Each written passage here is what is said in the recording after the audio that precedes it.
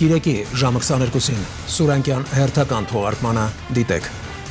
Առողջության համընդհանուր ապահովագրության համակարգի խութերն ու բժիշկների զայրույթը ինչու են ուշացնում աշխատավարձը եւ արդյոք վարձատրության նոր համակարգը չի ազդի սպասարկման որակի վրա։ Ունեցանք ոչ թե առողջության ապահովագրության համակարգ, այլ դրա տնավ։ Զբաղվեցինք մի շարք խնդիրների։ Ապահովագրությունը արդեն գործում է, բայց բժիշկների փոխհատուցման հարցը դեռ կարգավորվում է։ Իհարկե նորմալ է։ Ուժ աշխատողներին պոլիկլինիկաներում պարտադրում են ստորագրել։ Նախարարությունը շատ քիչ է փոխհատուցում։ Կարող են վերահաշվարկվել եւ նաեւ հետադարձ վճարվել փետրվար ամսին հունվարի համար։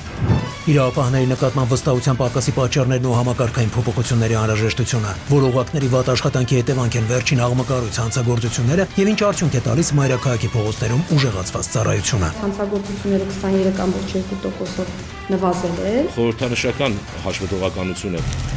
Կադրերի փոփոխությունը կարող է բերել փոփոխությունների։ Գործ ենք ունենում նման բացասական երևույթների ու միջադեպերի հետ։ Գնացինք օրանիչի համար։ Կանխարգելումը շատ ավելի արդյունավետ է։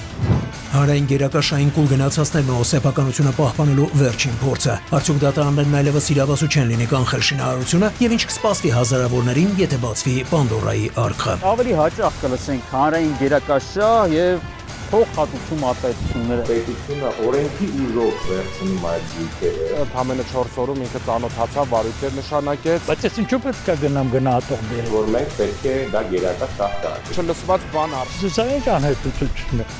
Ինքնավթարների չնվազող վիճակագրությունն ու օկրակի դեմ անօգուտ պայքարը, ինչ հանգամանքներում 9 անց հայտնվեց հիվանդանոցում եւ ինչ է պատահում, երբ վարորդները խաչմերուկը կտրում են դեղին լույսի տակ։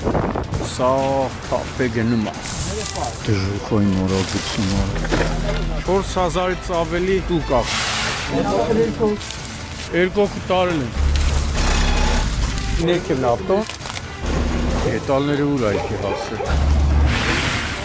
Թթվածի մատակարարող սարկը փրկողակ կամ ճարահատյալ տղամարդու աղերսը, ինչու է ընտանիքի պատմությունը մի կողմից խղճահարության, մյուս կողմից հպարտության զգացում առաջացնում եւ ինչ տանջանքներ են կրում անչափահասները հոր դեղերի գումարը հայթայթելու համար։ Պատական հազարցի, բառնահոսեցի։ Դրանից փրփուրգու կար։ Ամեն պահին կփերապահատե անում։ Երեխեք շատ կվախենան։ Ազոտը սելել էր արդեն հունվարից։ Տեսնից ինչ ստրես կտանի։ Միլիոն ավել փող։ Ուղղակի խնդրեմ որ Ցավոտ հարցերի պատասխանները կգտնենք միասին։